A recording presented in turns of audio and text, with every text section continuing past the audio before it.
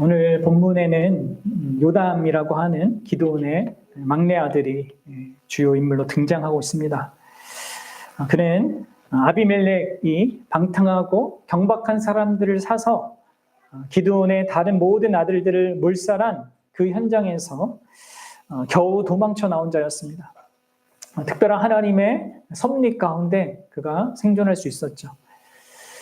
간신히 살아남은 그는 소식을 듣게 됩니다. 세겜의 지도자들, 곧 세겜의 바알들이 또 밀로의 모든 족속들과 함께 모여서 이 아비멜렉을 왕으로 추대했다는 그 소식이었어요. 그러자 이제 이 요담이 대범하게도 또 위험을 무릅쓰고 세겜의 서쪽 지역에 위치한 그리심산 꼭대기에 올라갑니다. 그리고 오늘 본문의 주된 내용으로 기록하고 있는 그 가시나무 왕 우아를 이 세겜 사람들에게 듣게 하고 또 그것을 이제 해석하는 그 설명을 이제 쭉 이어서 하는 것을 우리가 보게 됩니다. 여러분들 여기에 요담이 올라간 산을 먼저 우리가 좀 생각해 볼 필요가 있는데요. 그 산이 어디입니까? 그리심산입니다. 이 그리심산은요, 그 맞은편에 있는 에발산이라고 하는 이 산과 함께 이 세겜이라는 그 지역을 둘러싸고 있는 두 산입니다. 세겜이 가운데 있고 이 서쪽 편에 그리심산이 있고 동쪽 편에 이제 에발산이 있는데요. 이 두 산은요, 모세가 신명기에서 이스라엘 백성이 이제 하나님이 약속하신 그 땅에 들어가면 하나님의 율법에 나와 있는 축복과 저주를 선언하라고 그렇게 유언을 했던 그 장소였습니다. 신명기 11장 29절을 보면 이렇게 모세가 말하거든요. 내 하나님 여호와께서 내가 가서 차지할 땅으로 너를 인도하여 들으실 때 너는 그리심산에서 축복을 선포하고 에발산에서 저주를 선포하라. 이 모세의 유언이자 명령을 따라서요, 이 모세의 다음 지도자였던 여호수아가 그대로 행하거든요. 이제 그게 여호수아서 8장 33절부터 35절에 있는데 함께 보도록 하겠습니다. 온 이스라엘과 그 장로들과 관리들과 재판장들과 본토인뿐만 아니라 이방인까지 여호와의 언약궤를 맨 레위 사람 제사장들 앞에서 궤 좌우에 서되 절반은 그리심산 앞에 절반은 에발산 앞에 섰으니 이는 전에 여호와의 종 모세가 이스라엘 백성에게 축복하라고 명령한 대로 함이라.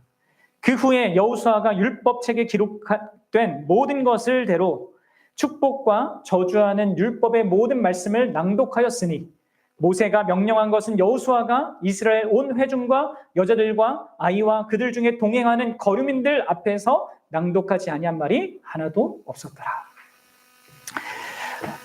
이런 배경 속에서 이 그리심산은 이스라엘 백성들에게 축복의 산으로 여겨졌고 에발산은 어떤 산이겠습니까? 저주의 산으로 여겨졌습니다.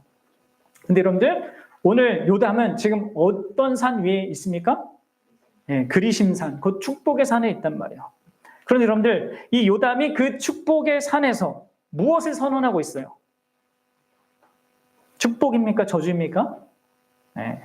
그는 축복의 산에서 지금 저주를 선언하고 있어요. 아이러니한 거죠. 왜 여러분들 저주의 산이 아니라 축복의 산에서 일종의 저주를 그렇게 이 요담이 선언하고 있을까요? 그것은 이제 앞으로 요담이 설명할 그 내용이 담고 있는 어떤 한 교훈을 가리키는데요. 그것은 이 세겜의 지도자들이 곧 바알들이라고 했죠. 히브리어로는 이들이 자신이 한 그 선택으로 말미암아 이들이 기대했던 건 뭡니까? 축복이었습니다. 더 나은 어떤 미래였습니다. 그걸 고대했고 예상했습니다.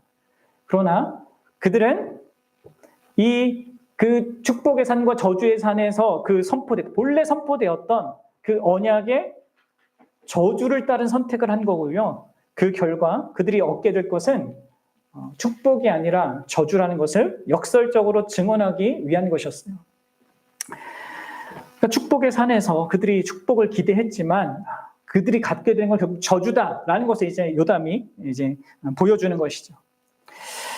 그럼 이것은 우리의 삶 가운데 종종 있는 그런 어떤 우리의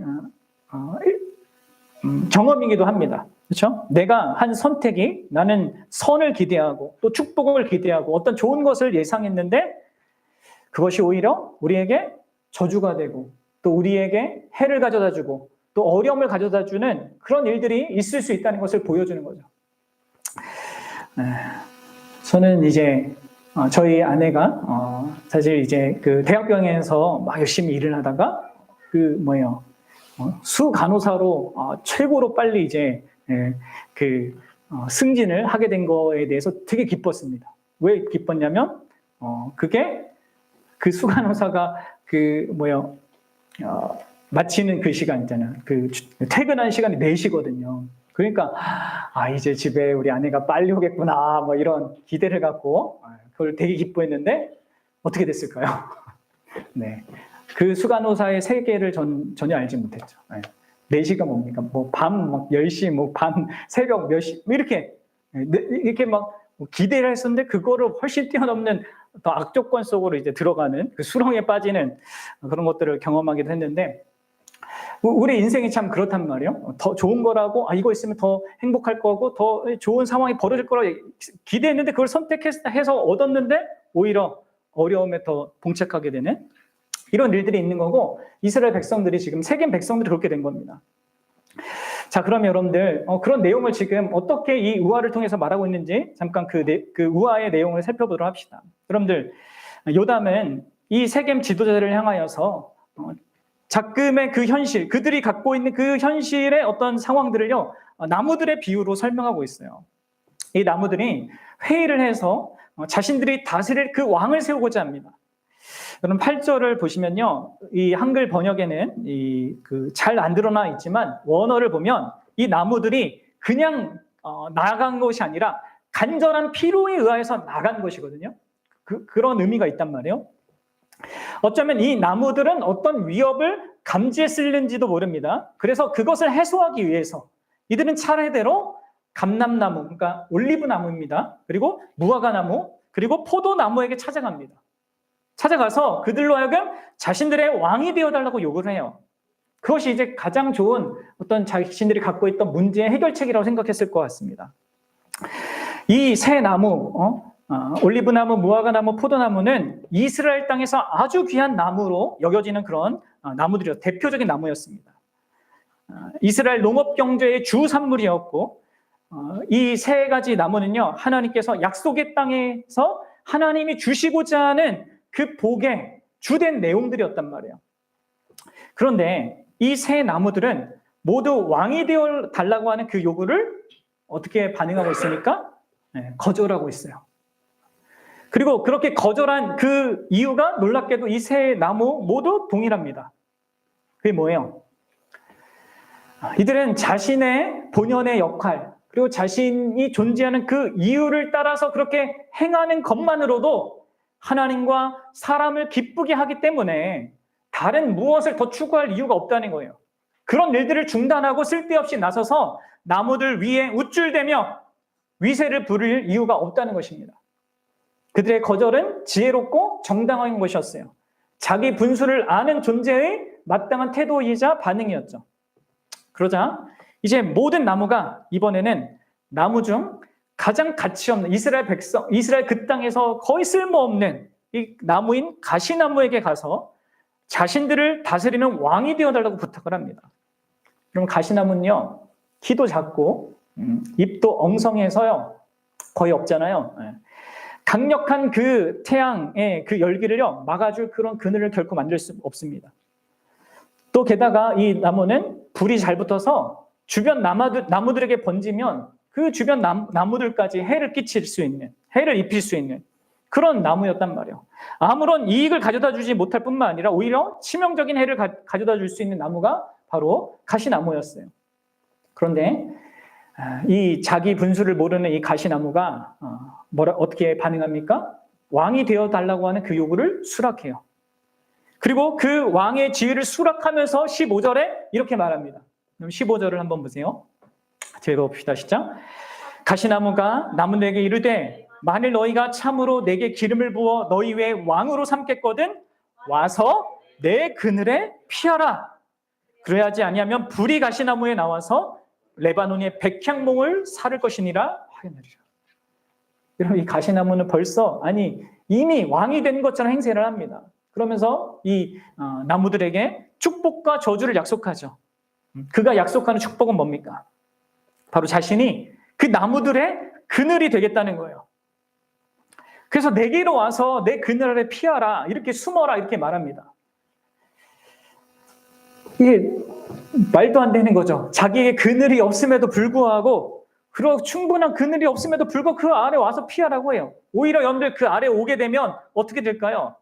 오히려 그 가시나무에 찔려서 아픔과 상처를 겪지 않겠습니까? 그럼 이는 자신의 그런 주제를 파악하지 못하고 있는 어리석은 그런 자의 모습을 보여주는 거예요. 자기의 분수도 모르고 자격도 없으면서 스스로 왕이 되고자 하는 그 욕망 때문에 지키지도 못할 그 약속을 남발하고 허세를 부리는 그런 자인 거죠. 오늘날의 수많은 정치인들처럼 그런 거죠. 그러면 한편 이 가시나무가 제시하는 그 저주는 뭡니까? 너희들이 내 그늘 아래 피하지 않는다면 가시덩굴에서 불이 나와 너희를 살을 것이다. 그럼 나무에게서 가장 두려운 게 뭡니까? 화재 아니에요. 비나 바람, 추위는요, 나무를 죽이지 못합니다. 그러나 불은요, 이 나무를 완전하게 소멸시킬 수 있단 말이에요. 화재는 나무에게 최악의 저주인 것입니다. 이 저주를 그렇게 선언하면서 위협하고 있죠. 어떤 의미에서 여러분들 이 가시나무의 속성상 너무 잘 어울리는 약속이기도 합니다. 그렇죠? 아까도 말씀드렸듯이 이 불에 잘 타는 이 관목이기 때문에 여러분들 이 가시나무에 불이 붙으면요, 산불에 그런 촉매제 역할을 한단 말이에요. 따라서 가시나무의 이 저주는 자신의 속성을 어떤 의미에서 그대로 드러낸 것이라고 할 수 있는 것이죠.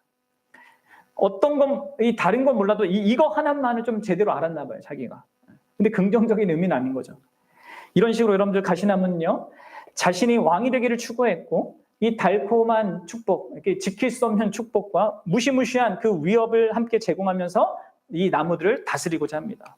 근데 여러분들, 이 가시나무가 다스리고자 했던 그 나무들은 어떤 대상인 줄 아십니까? 그냥 평범하고 보잘것없는 그런 나무들이 아니에요. 성경 안에서, 이 성경의 고대근동 안에서 가장 장엄하고 가치 있는 그런 나무들이에요. 왜요? 뭐라고 하고 있어요? 레바논의 백향목이라고 하잖아요. 그 나무들을 놓고 이 가시나무가 내가 레바논의 백향목들을 사르겠다, 이렇게 얘기하고 있잖아요. 아주 값비싼 가치 있는 나무, 성전을 지을 때 사용되는 그런 나무란 말이에요. 그러니까 지금 요담이 왜 이런 이야기를 하고 있는 겁니까? 이런 우화를 통하여서 그는 얼마나 고귀하고 존귀한 인생들이 어처구니 없는 그런 미련한 선택을 한다는 거예요. 그 결과 스스로 파멸로 나아가는 그 일을 행한다는 거예요. 이것을 진지하게 고민해 볼 것을 여러분 제기하고 있는 것입니다. 이 나무들은 어떤 어려움의 조건 속에서 자신의 평안과 번영과 그런 안전을 위하여서 급하고 절박하게 왕을 찾아 나섰습니다. 그리하여서 뭐예요? 이들은 지혜롭지 못한 그 선택을 한 것입니다. 그 결과 정작 평안은커녕 오히려 있는 평안도 잃어버리고 결국 자기 스스로를 완전히 소멸시킬 수 있는 그 선택을 하고 있는 겁니다. 그럼 이게 이제 이 우화 자체로 보여주는 첫 번째 교훈인 거예요.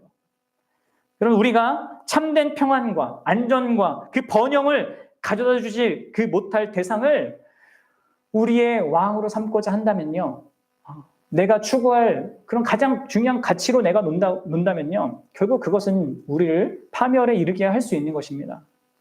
그럼 당장의 어려움을 해결하고 아니면 당장의 나의 바람을 이뤄줄 수 있겠다고 여겨지는 그것을 내가 하나님보다 더 먼저 앞세우고 하나님의 뜻보다, 하나님 그 자신보다 추구할 때 그게 여러분들 오히려 우리를 완전하게 망가뜨릴 수 있는 것을 기억해야 합니다. 여러분들, 여러분들에게 이 가시나무는 무엇입니까? 여러분들은 무엇이 여러분들에게 안전과 평안과 번영을 가져다 줄 수 있다고 생각합니까? 여러분들이 그런 것들을 기대하면서 의지하는 모든 것들이 다 될 수 있습니다. 이 가시나무 왕처럼 될 수 있는 거예요. 그것은 여러분들의 직업이 될 수도 있는 거고, 나의 어떤 어떤 성취가 될 수 있는 것이고, 돈이 될 수도 있는 것이고, 로맨스가 될 수도 있는 것이고, 가족이 될 수도 있는 것이고, 자식들이 될 수 있는 것입니다. 권력이나 인기가 될 수도 있는 것이죠. 사랑하는 여러분, 제가 끊임없이 말씀드리지만 이것 자체들은 나쁜 것이 아닙니다. 그렇죠?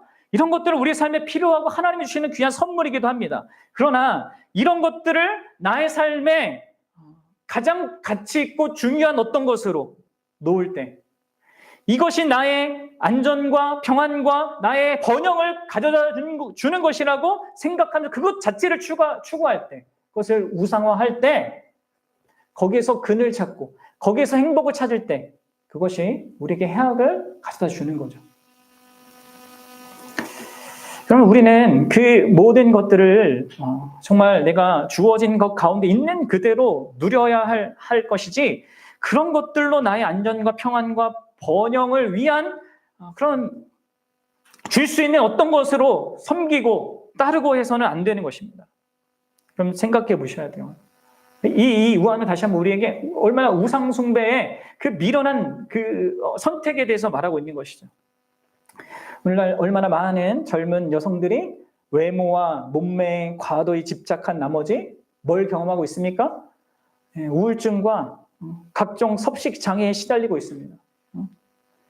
오늘날 수많은 사람들이, 옛날에는 남자만 그랬는데 이제 오늘날 여자들도, 여성들도 돈과 성공을 최고의 가치로 떠받들면서 자신의 자녀들을요, 일종의 인신재물처럼 그냥 바칩니다. 그렇죠? 돈과 그 성공을 위해서 사람들이 가정을 내팽개치는 거거든요. 옛날에만 여러분들 그 고대 사람들만 인신 제사를 드린 게 아닙니다. 오늘날도 하고 있는 거예요, 사람들이. 다른 방식으로.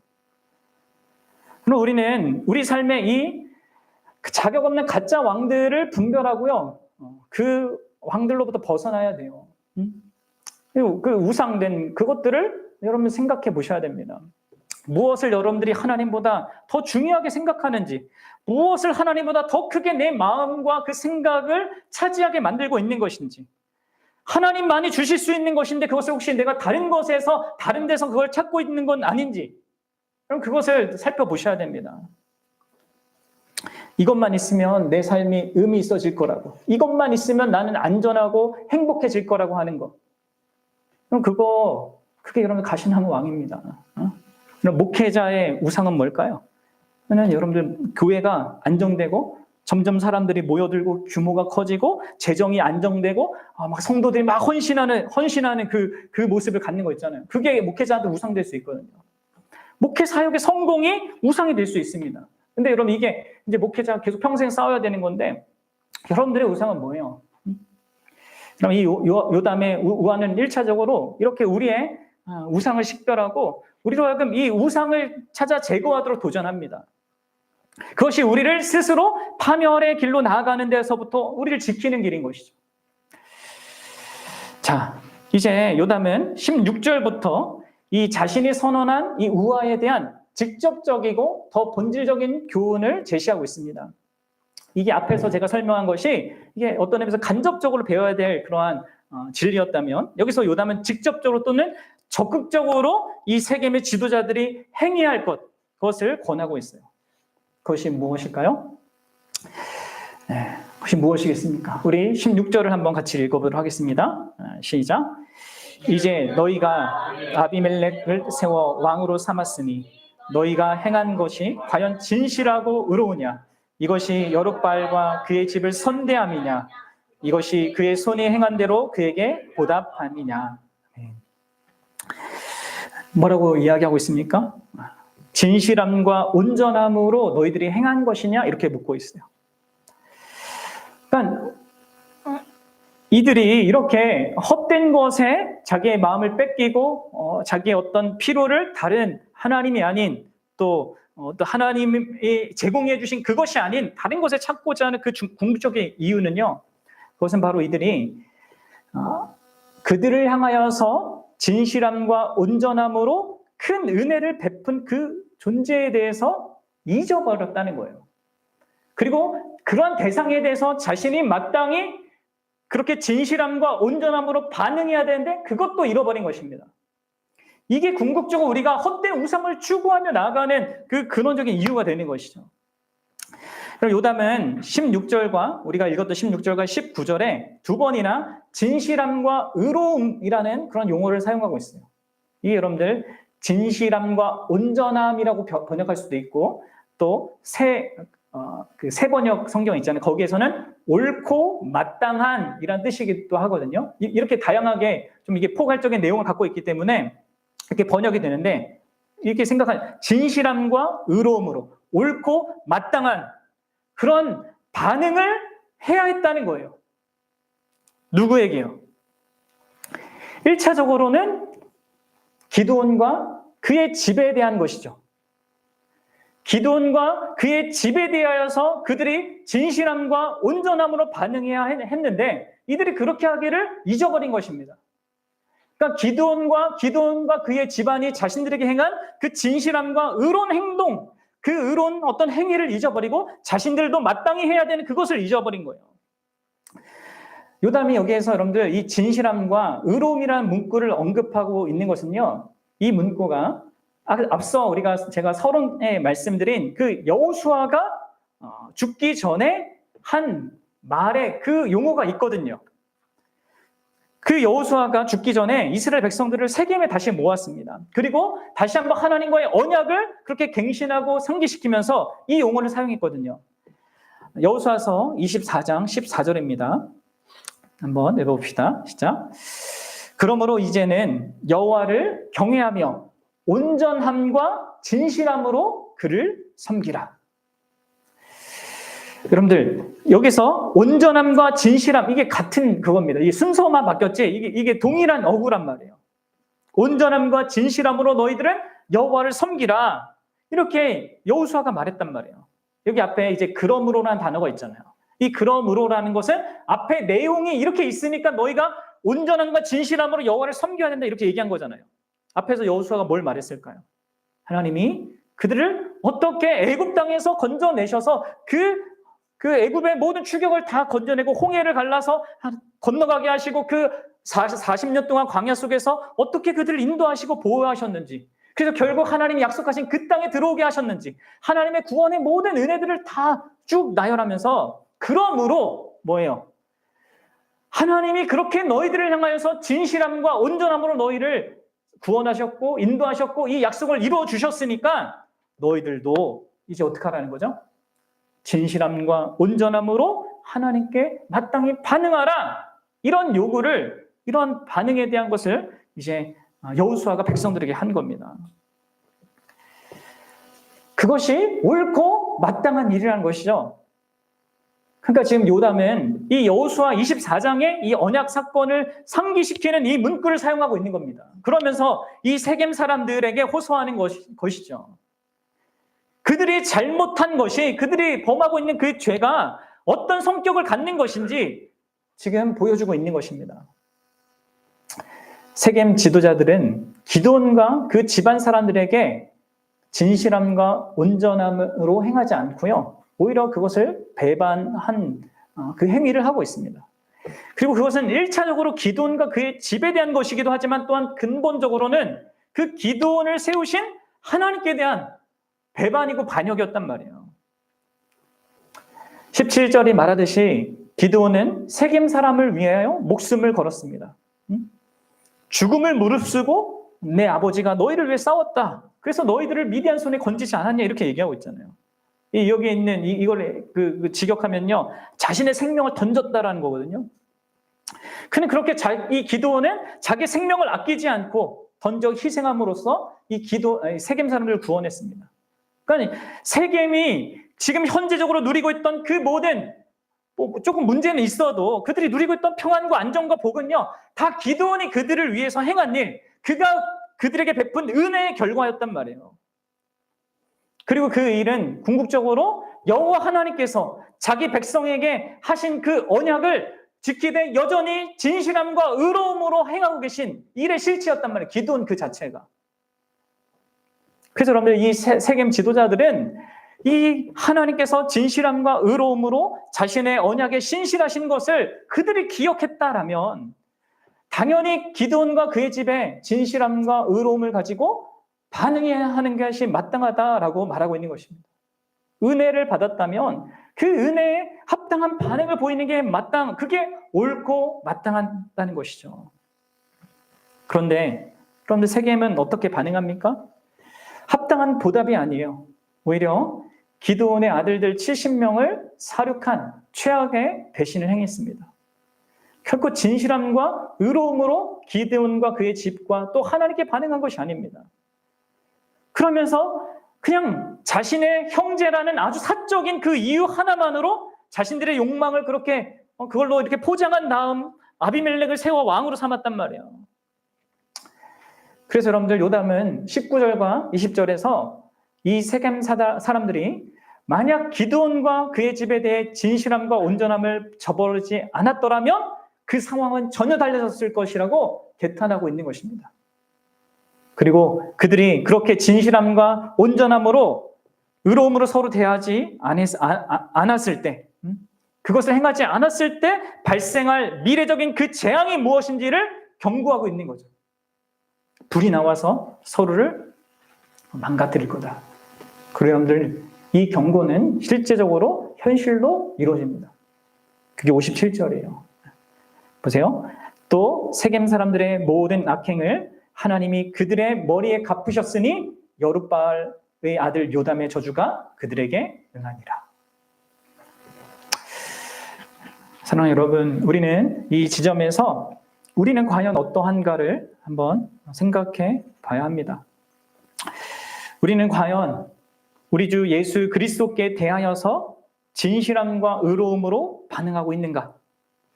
또 그분이 자신의 교회를 통하여서 그 진실함과 의로움을 드러내시는데 우리는 우리 교회에 대해서도 어떤 진실함과 의로움에 온전함의 반응을 보이고 있는가 하는 것입니다.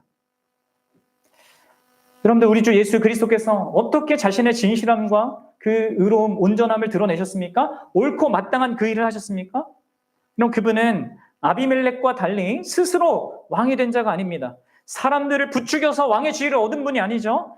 그분은 기드온처럼 아버지 하나님으로부터 택함을 받아 임명되셨고 참된 왕으로 오셨습니다. 그리고 그분은 기드온처럼 자신의 생명을 던지셨어요. 그러나 그분은 기드온과 달리 뭐예요? 미드안보다 더 강력한 우리의 대적인 죄와 사망과 사단의 권세로부터 자기 생명을 던져서 건지셨단 말이에요. 그러면서도 그분은 진짜 참 왕이면서도 계속 하여 종처럼 우리를 섬기는 자로서 우리와 함께 하십니다. 기드온은 왕이 아닌데도 왕처럼 행했지만 그분은 그렇지 않았단 말이에요. 진짜 참 왕인데도 불구하고 종처럼 우리를 위해서 모든 그 수고를 다하시고 여전히 우리를 위해서 섬기시는 그 일을 하고 계시잖아요. 여러분들 그분이 주시는 약속, 그분이 주시는 그 그늘, 그것은 어떻습니까? 아비멜렉과 달리 허황된 그 축복을 제시하는 게 아니죠. 참된 보호, 참된 그늘을 영원토록 제공해 주십니다. 무엇보다 그분은 우리 인생들에게 가장 두려운 저주라고 할 수 있는 것, 그게 뭡니까? 나무들에게 불이었다면 우리에게 뭡니까? 하나님의 진노의 심판을 받는 것이죠. 우리의 죄로 말미암아 하나님의 진노의 그 심판을 받아야 되는 것이 우리인데 그것을 자신의 친히 감당해 주셨습니다. 그것을 막아주셨단 말이에요. 그뿐만 아니죠. 그분은 우리로 하여금 자격 없는 우리가 원래는 사단의 자식이었던 이 자녀였던 우리가 하나님의 자녀가 되어서 하나님 아버지의 영원한 사랑의 그 대상이 되는 그 놀라운 축복까지 가져다 주신단 말이에요.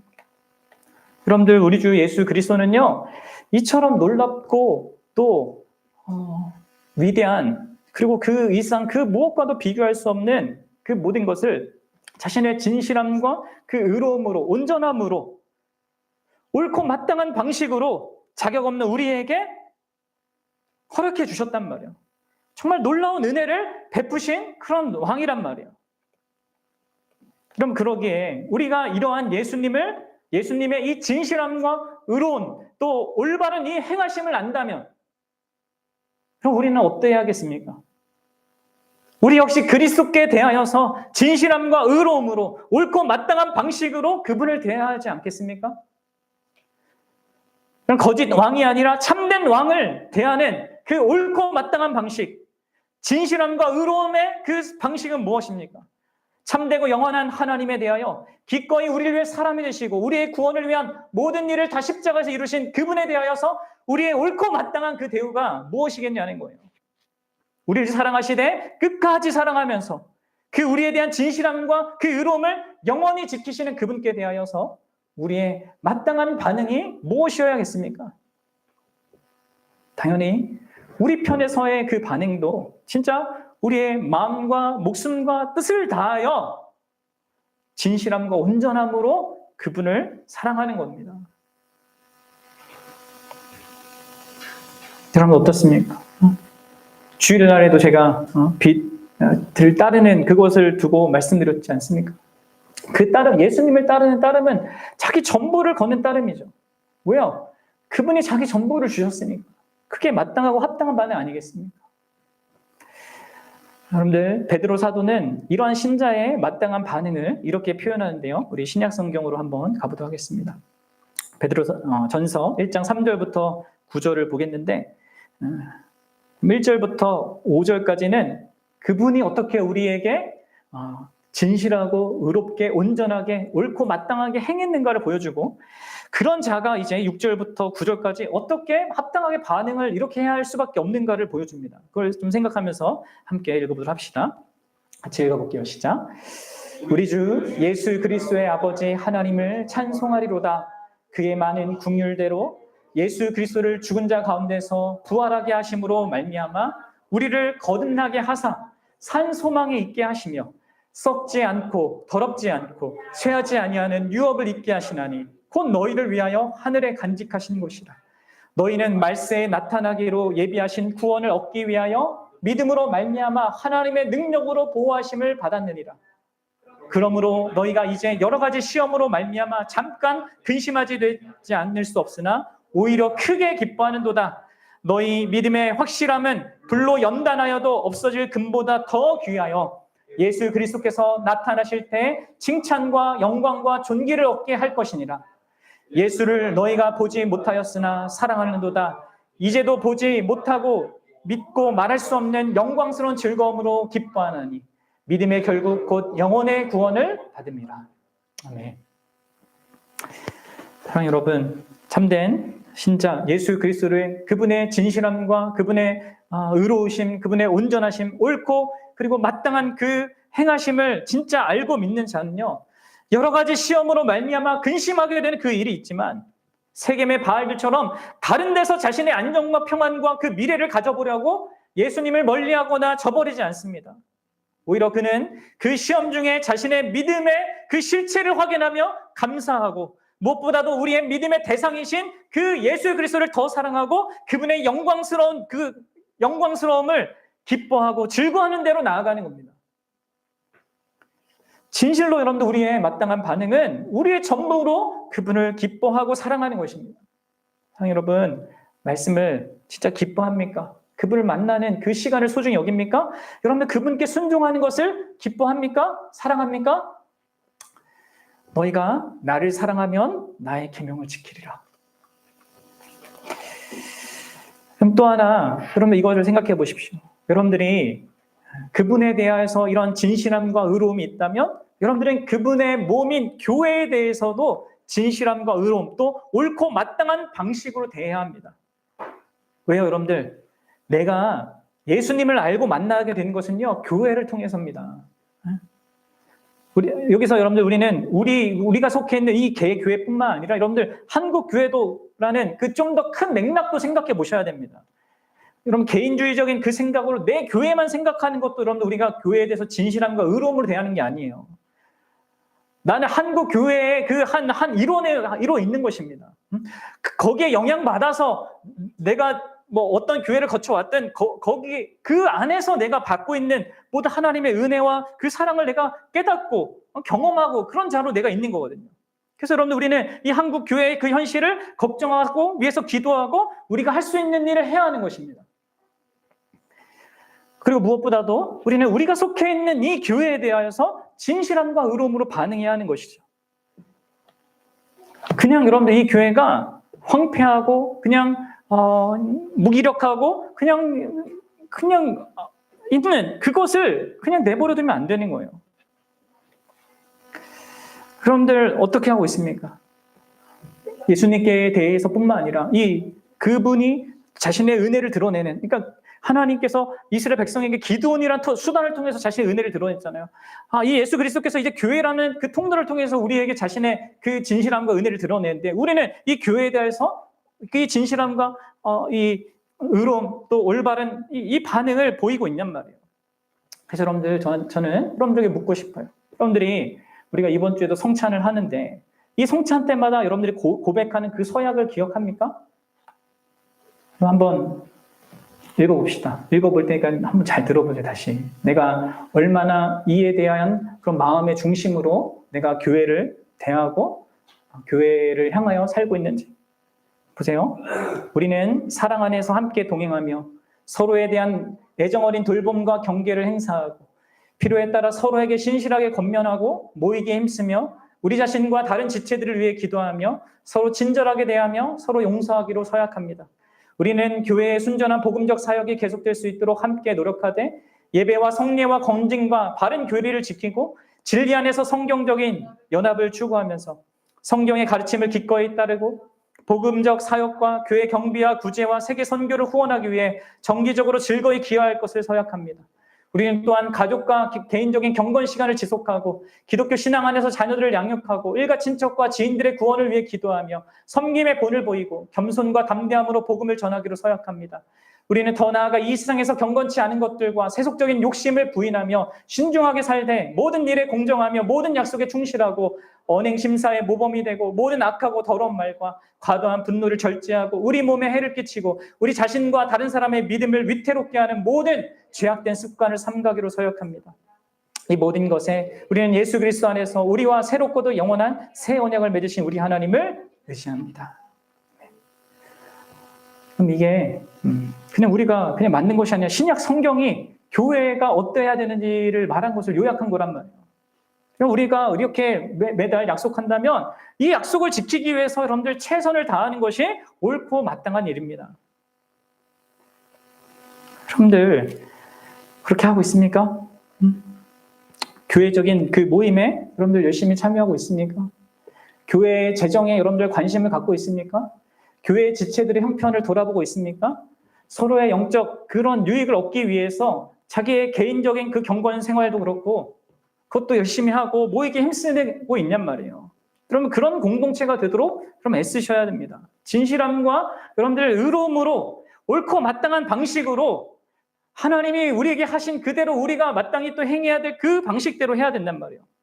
그러면서도 우리가 한국 교회를 위하여 생각하고 함께 기도하고 하는 이런 일에 여러분들 마음을 두고 또 여러분들의 몸을 이렇게 바치셔야 됩니다. 이게 옳고 마땅한 일이에요. 우리는 과연 예수님에 대해 그리고 교회에 대해 진실하고 의롭게 행하고 있는가? 만약 여러분들 우리가 이 옳고 마땅한 일을 저버리고 다른 헛된 것을 추구한다. 그러면 여러분들 우리는 분명 우리 인생과 우리 교회도 함께 반드시 망하게 될 겁니다. 왜냐하면 우리는 결국 서로를 이용하기 위해서 만나게 될 것이기 때문에 그렇습니다. 그렇죠? 아비멜렉과 이 세겜 사람들이 사실 서로를 이용한 거거든요. 그래서 아비멜렉에서 불이 나와서 세겜 사람이 망하고요. 세겜에서 불이 나와서 아비멜렉이 망합니다. 이후에 살펴보겠지만. 우리가 옳고 마땅한 일, 진실함과 의로움으로 하나님과 교회에게 마땅한 일을 행하는 것을 제껴둔다면 결국 그게 망하는 길로 가는 것임을 기억하십시오. 그러면서 여러분들 한편 이제 마지막으로 제가 이제 정적으로 말씀드리고 싶은 것은 이 진실함과 의로움으로 행하는 일을 너무 크고 힘들고 어려운 일로 생각하지 마십시오.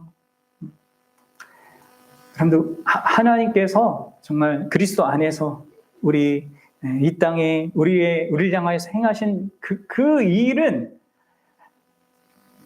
이 엄청난 일에 대하여서 사실 우리가 하는 것은 작은 것입니다. 너무 작은 겁니다. 아십니까, 여러분들? 그리고 때로는 여러분들 우리는 어떤 의미에서 이 요담이 처한 그 상황처럼 할 수 있는 일이 정말 얼마 되지 않을 수 있는 그 처지에 있을 수도 있어요. 근데 여러분 그 안에서도 우리가 할 수 있거든요. 여러분 요담을 잘 생각해 보세요. 어떤 의미에서 이 요담은 자기의 과거와 자기의 경험에 함몰되지 않았습니다.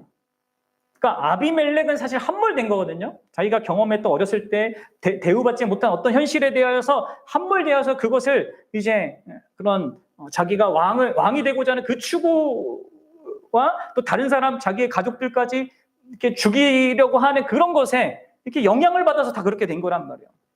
근데 여러분들 지금 요담은 그렇지, 요담도 비슷한 아픈 과거와 상처를 경험했잖아요. 자기 형제들이 69명이 한 바위에서 죽었습니다.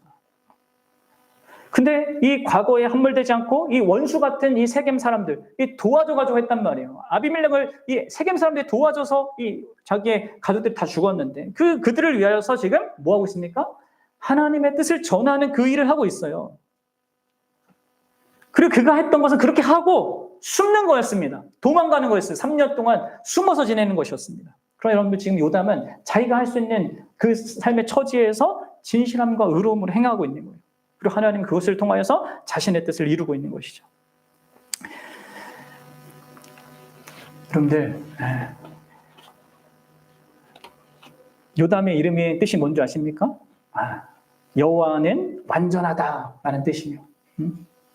그의 이름과 그의 생애가 뭔가 전혀 어울리지가 않죠. 아비멜렉과 그의 삶도 그랬듯이 요담과 그의 그 삶도 전혀 어울리지가 않습니다. 여호와는 온전하신데 그의 삶은 이렇게 비참했단 말이에요. 그렇죠? 그럼에도 여러분들 거기에서 이 요담이 하나님을 향한 그런 중심과 진실함과 의로움이 있었기 때문에 그리고 온전함이 있었기 때문에 그 과거가 자신을 망가뜨리게 하는 것을 허락지 않은 것입니다. 아니 하나님의 은혜가 그렇게 지켜주신 것이죠. 그로 말미암아 자기가 자기 있는 처한 그 현실에서 하나님의 진실함과 의로움으로 행할 수 있었던 거예요. 그럼 우리도 사실 그런 자입니다. 우리의 이름은 무엇입니까? 그럼 우리의 그 지위는 뭐예요? 우리는 그리스도인이잖아요. 주일날 우리가 오후에 배우듯이 그리스도인이란 얼마나 영광스러운 직분입니까? 그리스도의 몸으로서 이 땅을 살아가는 자들인데, 근데 여러분들 우리는 어떤 의미에서 현실적으로는 이 너무나 보잘것없는 그런 삶을 또 그런 형편에 놓여져 있죠. 엄청난 이름을 갖고 있지만 어떤 의미에서는 세상의 그 강력한 어떤 세력들보다 보잘것없는 그 현실을 우리는 살아갑니다. 우주의 주인이시고 모든 것을 다스리고 또 심판하실 그분과 내가 연결되어 있지만 우리는 아비멜렉으로 대표되는 그 세상의 큰 힘에 비하면 이 요담처럼 아주 보잘것없는 그런 현실을 살아가고 있어요. 그러나 여러분들 우리가 이 예수 그리스도로 말미암아 든든하게 이것을 나의 정체성과 나의 삶의 근거와 그 이유로 삼고 그분이 나에게 진실함과 의로움으로 행하신 것을 믿고 신뢰하면서 그렇게 나를 보고 그렇게 이 세상을 산다면요, 우리가 세상 가운데 할 수 있는 것이 아무리 작더라도 요담처럼 할 수 있는 게 보잘것없다 할지라도 그것을 통해서 하나님은 자신의 뜻을 드러내시고 세상의 힘을 가진 사람들이 할 수 있는 그것보다 더 가치 있고 의미 있는 일을 이루실 수 있는 것입니다. 사랑하는 여러분, 여러분들이 그러한 자로 부름을 받았습니다. 그 복된 사실을 알고요, 여러분들이 주어진 인생을 진짜 힘있게 정말 무엇이 내가 하나님께 대하여서 교회에 대하여서 진실함과 의로움을 할 수 있는 것인가, 내가 있는 삶의 그 형편에서 자리에서 나는 어떻게 할 수 있는 것인가, 그것을 고민하고 그것을 행할 수 있는 그런 자들 되기를 바랍니다. 그것이 작더라도요, 그냥 겉으로 드러난 것만 보지 마십시오. 우리가 하는 것은 하나님이 결부되어 있는 일입니다. 그래서 존귀하고 가치 있고 의미 있습니다. 그것이 수많은 사람을 또 살릴 수 있는 거예요. 여러분들이 그런 인생 되기를 바랍니다. 함께 기도하겠습니다.